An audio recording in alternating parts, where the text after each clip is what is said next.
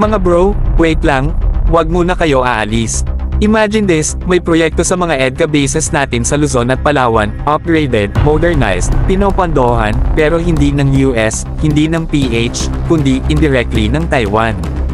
Oo mga bro, parang movie plot, pero may posibilidad na mangyari. Kaya stay tuned, dahil matindi to.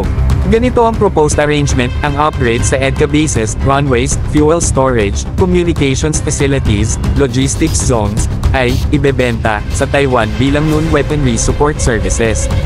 Hindi siya armas, hindi siya missiles, kundi infrastructure development.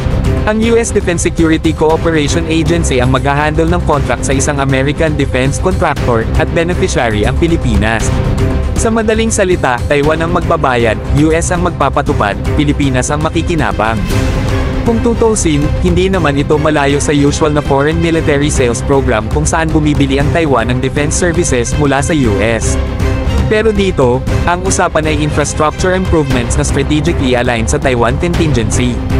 Kung sakaling magkaroon ng crisis sa Taiwan Strait, mas madali at mas mabilis makakagalaw ang US dahil sa improved EDCA sites. Pero mga bro, obvious na hindi ito walang kapalit. May political issues na papasok sa Pilipinas, at lalo na sa China.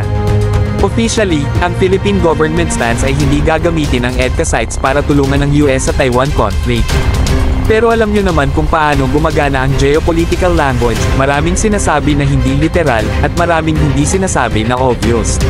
Sigurado, China will hit back, using the narrative na nakikisawsaw daw ang Pilipinas sa internal matter nila. Pero dito pumapasok yung plausible deniability.